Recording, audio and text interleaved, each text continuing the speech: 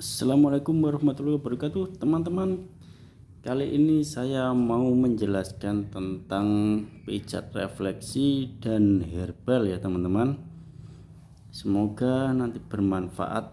Jadi teman-teman biar tahu tentang apa sih itu refleksi, apa manfaatnya, dan dari mana asalnya pijat refleksi. Langsung saja ya teman-teman, kita baca. Sekali ini saya mau membaca buku tentang refleksi dan herbal, penerbitnya yaitu MB Raismiah AR, tentang herbal dan pijat refleksi ya.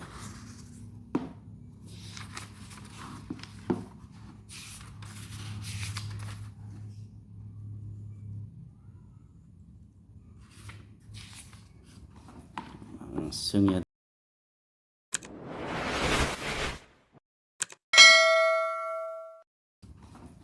Langsung ya teman-teman. Pendahuluan.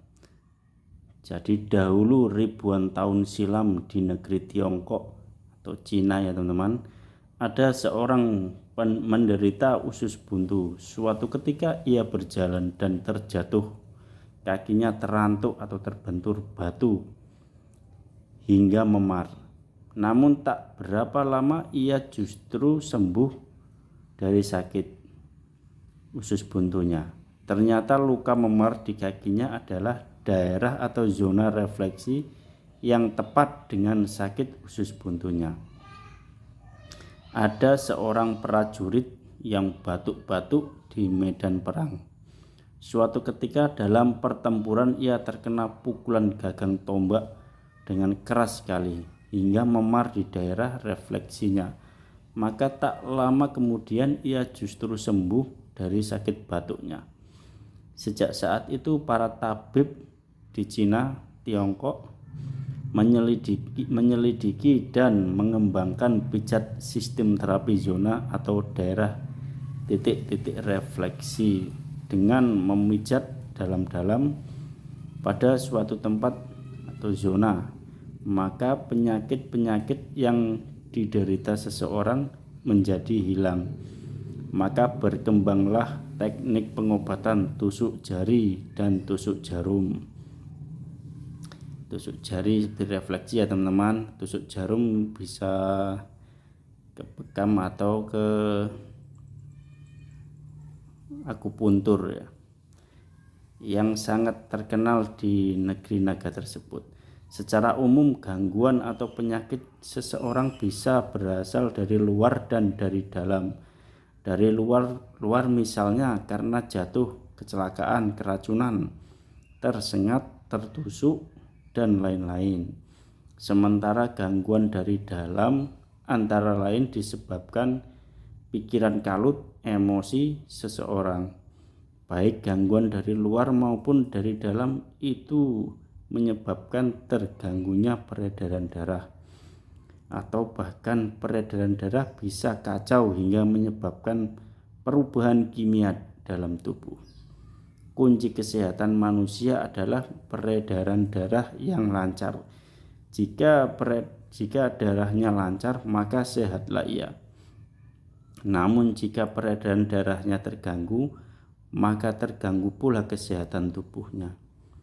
Ketegangan otot atau saraf bisa menyebabkan peredaran darah seseorang terganggu. Otot atau saraf yang terjepit berubah dari posisinya juga akan menghambat peredaran darah seseorang sehingga bagian tersebut mudah terkena penyakit. Semua organ tubuh mendapat sirkulasi darah yang lancar, maka semua virus atau baksil dapat dihalau oleh sel-sel darah putih. Teknik untuk melancarkan peredaran darah tersebut yang paling efisien adalah pijat, baik pijat refleksi maupun pijat tradisional sama-sama mempunyai khasiat yang ampuh.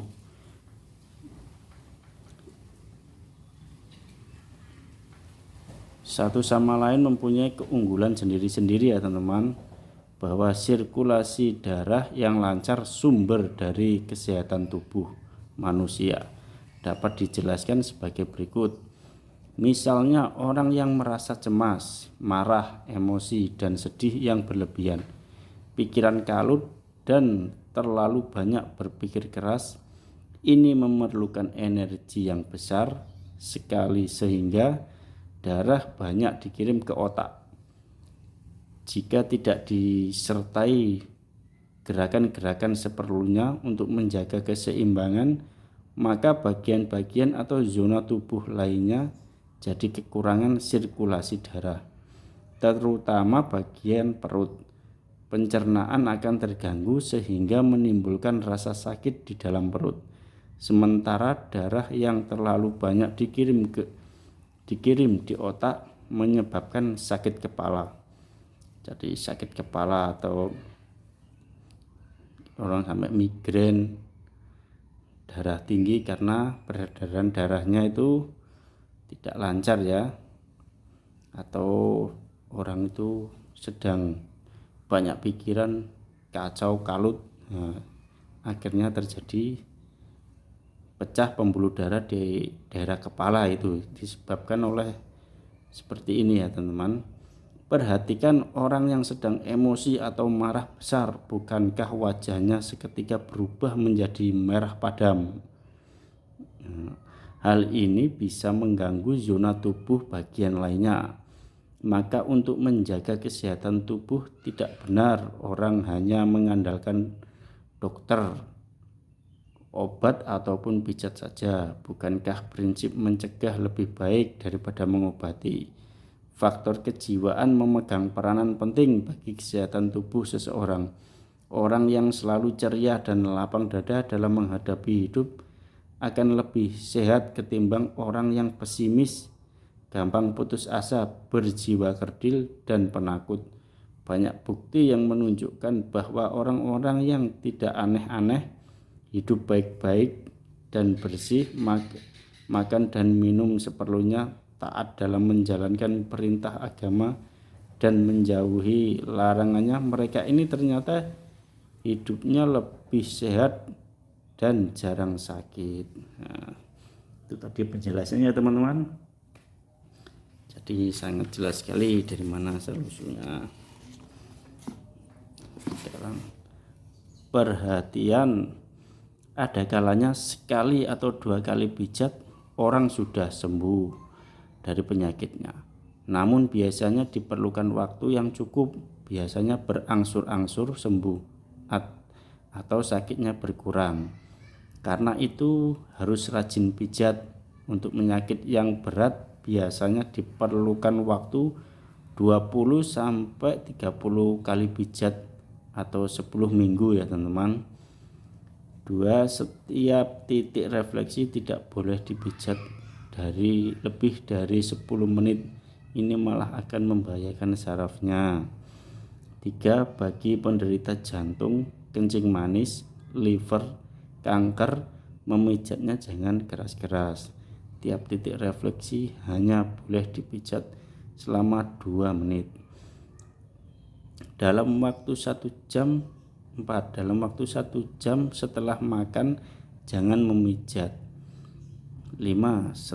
Selesai dipijat minumlah 2-3 gelas sekaligus agar kotoran dalam tubuh mudah terbuang bersama air seni. Bagi penderita ginjal berat jangan minum lebih dari 1 gelas. 6. Bagi pemijat yang kurang enak badan atau tidak fit, maka jangan sekali-sekali memijat, karena memijat berarti mengeluarkan tenaga keras supaya Anda tidak mudah terserang penyakit. Ya itu tadi ya teman-teman, penjelasan tentang refleksi atau asal usulnya dari mana.